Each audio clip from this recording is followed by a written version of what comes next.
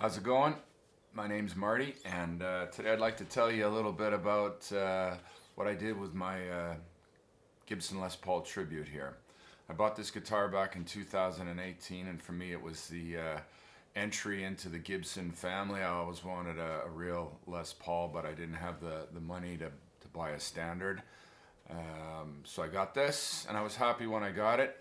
But that happiness quickly dissipated, and I wasn't that happy with it anymore, and for a few reasons. One, the main reason is that it wouldn't stay in tune. I tried everything, different ways of putting the strings on, luthier's knot, everything, but every time I did a bend or a stretch or whatever, it would just go out of tune, and I'd have to retune it. And there's nothing more annoying than a guitar that doesn't stay in tune. The second thing was the finish on it. Very basic, no lacquer, no binding. It was called a satin honey brown, and I didn't think it was too sexy at all.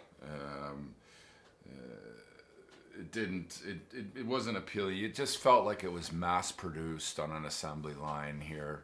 Make a whole bunch of them so that people can say they have a Gibson.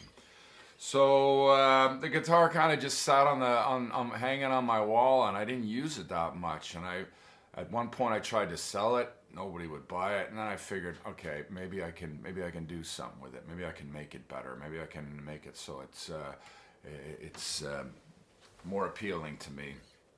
And I could have just put on some locking tuners, and that would be it. Because I mean, the pickups are great. They're P490s, I believe they are, and they sound fantastic. And the neck, there's nothing wrong with the neck. It's got great action. Intonation is perfect. So it was basically just cosmetic, and the tuning that was the problem. So I decided to try and that I was going to do a makeover on it. I was going to sand down the top and attempt to put a binding on it. And I looked out on some videos. I never saw that anybody tried to do something like this. So I thought, why not? If it doesn't work, it doesn't work. It's not the whole world. So I started researching, and the guitar that I wanted to try and make it look like is a guitar from 2018 called, it's a Les Paul HP. HP standing for High Performance. And the color on it was called Mojave Fade, and I thought that guitar was gorgeous with the chrome knobs and the chrome pickup rings and chrome. It just looked really cool, and so that's what I wanted to try and copy. And that was, but I mean, that guitar has a flame maple top. This is not a flame maple, but anyway. What I did was, when you look at the guitar from the side, you can see where the maple top sits on the mahogany, and that was going to be my border for where I was going to make the binding. So the first operation was to tape the entire guitar around, right at the line where the maple meets the mahogany. Put it on nice and tight. And then I started, I removed all the bridge and the tailpiece and all the bolts. Took out the electronics. At first, I had the pickups remaining in here. I just taped them out, but then I eventually removed them completely. And then it was time to sand it down, and I started off with like 180 grit on one of those handheld round sanders, and I even used a Black & Decker mouse with a very fine, just to get rid of the. But on the sides here, I used my hands paper to get that off, and it doesn't go through the tape, so you just got to be very careful and work your way around. So when it was completely sanded down smooth, then I gave it a shot of sanding sealer and sanded it again smooth, and then it was time to retape it again. So the first thing I was going to do was work on the finish on the top. So I put tape all the way to the very top of the guitar, because I didn't want any color to seep in down into the sanded binding part, because I wasn't really sure what would happen there. So I've taped it all the way around, and then I used water dyes. Keta is a brand in the United States. We don't have that over here, so I used a brand called Hardines, and they got all kinds of colors. This time I used walnuts, oak, I think antique oak, teak, yellow, red, and you mix those with water, a small amount of water. You don't need a lot. Put some powder in, mix it with a spoon, and then you take your cloth, dip it in there, try it on a raw piece of wood, just to see where you're at with the color. And the good thing about water dyes is you can put them on, and then you can use another cloth that's just damp and use it to spread it out. You can start off with dark and work your way in around, but there's all kinds of videos on that out there. I'm not going to explain the entire process of how I did it, but looking at it now at the finish, it was I would have liked to have it more lighter in the middle here, like a more yellow color. I thought when I was finished with it that when I put the lacquer on, it was gonna turn out like that. But I'm still very happy with the way the finish turned out. So when I was finished with the staining with the dyes, then it was time to work on the binding here. And to do that, you're going to need two kinds of tape. You're going to need fine detailing tape, which is very, very thin. It's only a few millimeters thick. You can get it in different thicknesses, but the one I used was very few millimeters, and it's very pliable. You need that especially when you get into these areas here. If you're using normal masking tape like frog tape, for example, which is very good to have because you want that straight line when you remove the tape. You don't want the paint to seep under the tape, and so frog tape and fine detailing tape. And the best way to do it is to first put on your detailing tape all the way, and do it all in one go. You don't want to cut it or anything. So you start off at one end, take your time, just make it go all the way around, and once you finish, then you got to really press it down good with your fingers. And then after that, then you put frog tape just at the overlapping on the detail tape, so you've got the guitar completely sealed off all the way around. And then it's the same thing up on top here. Detailing tape first, starting your way, getting the right thickness the way you want it all the way around, and then after that I put on frog tape. And there I was like, I'd put on as much as I could, and then then I'd maybe rip a piece off and keep going again, because you're not gonna, that's just to protect the finish so you don't go into where you've stained it here. So once I was comfortable with the taping part, then it was time to paint it on this binding, and the paint that I used is interior, bathroom, and door frame paint. Why? I don't know why, but that's what I chose to use, because I do a lot of painting in my house, and I find it's water based. It's very easy to work with.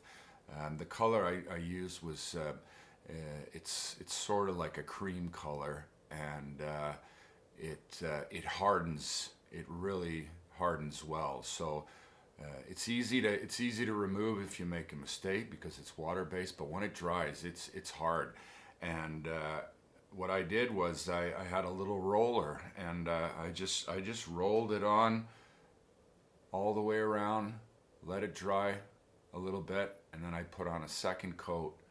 And when I was finished with it, then I took the tape right off, because you don't want the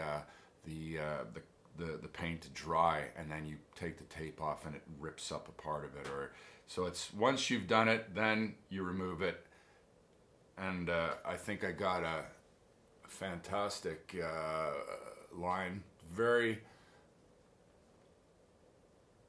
very straight, very happy with it. So when it was done, then I took a 1,000, 2,000 grit paper, and I just lightly went over the binding that I'd painted here, just to get out any roughness and stuff like that, and inspected it. I think I might have used a small cutting blade just to remove a few little nicks here and there very carefully. And then I said, yeah, that looks pretty good. And the next thing to do was to lacquer it. And I wasn't going to put any lacquer on the neck or the headstock or anything like that. So I had that all taped up. And I lacquered it lying face down like this, or face up, I mean. Put it on a table with something sitting under it, so it was quite high, because a problem that can happen when you lacquer using a spray can from above and it's sitting on a table is that it can hit the table and bounce back up again, and you don't want that to happen. You want to have quite a distance underneath. So I gave it, and I used the 2K lacquer, meaning that it has extra hardener in the bottom. You give it a twist and it releases it into the can. A good thing to do is to drop the can into warm water for about 10 minutes, so it all heats up in the can too, and it goes on a lot easier. You have to be careful when you're using spray cans. If you spray too close, you're going to get blotches or runs. If you're too far away, you're going to have what they call orange peel, and that's even worse, I think. Back and forth motions, just give it its coat, let it dry for 10-15 minutes, and then go on coat number 2. And I even gave the back a shot, and just to complete the whole effect of it. But like I said, I didn't do the neck. I just did the front, the sides, and the back. So then I hung it up, let it dry, and then it was time to go on the hardware here. So what I did was I bought some chrome pickup brackets. They're from a company called All Parts from Texas, I believe they are. One little problem I had with the bridge pickup was it was very, very thick. If I compared it with the original Gibson plastic pickup ring there was quite a difference in size, and I didn't want it to be too close to the string, so I had to file it down. And what that meant was I taped around it, and it's solid metal, and it took me a while to do that. I just sat at my table here with some good tunes on and slowly worked at it until I reached the level of the tape that I'd marked out. So I installed those nice new nickel screws. Those the bridge and the stop bar are the same. I bought these Schaller volume knobs here. They're in chrome also. I think they're more like a Strat knob, but I wanted to get the ones as close to the Mojave Fade version as I could. So they look great. I also put in a Gibson nickel input jack plate here, just for the extra effect there. It used to be plastic there. And then we go to the tuners here. Locking tuners, and these are Diodarios.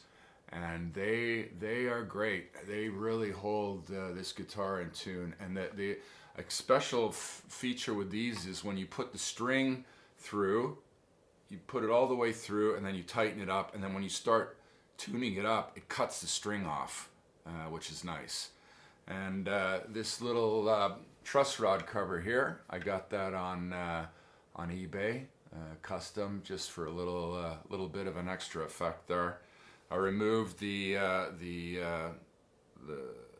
toggle switch plate here, and that's it.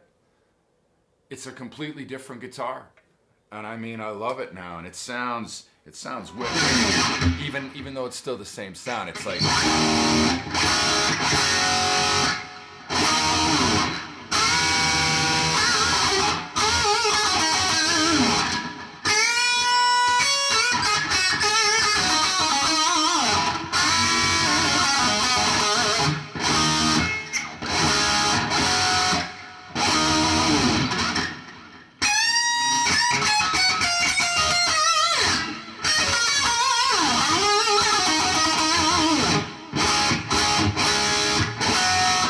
Holds perfect tune.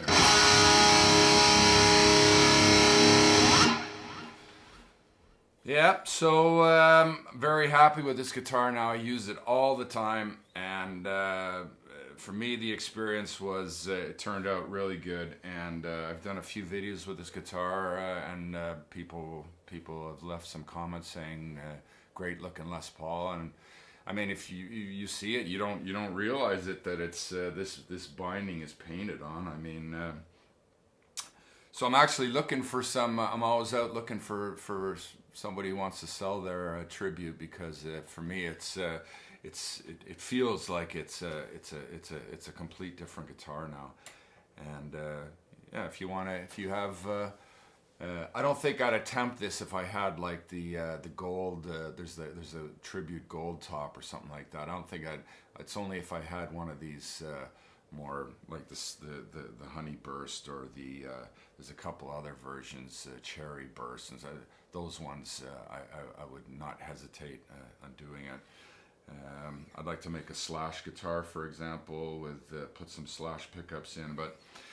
At any rate, if you feel like trying something like that, then this is an option that you could probably do. So you know, I didn't put out too much extra money. I think it was $100 for the tuners. You know, this on eBay, $40 maybe, and then these knobs here were.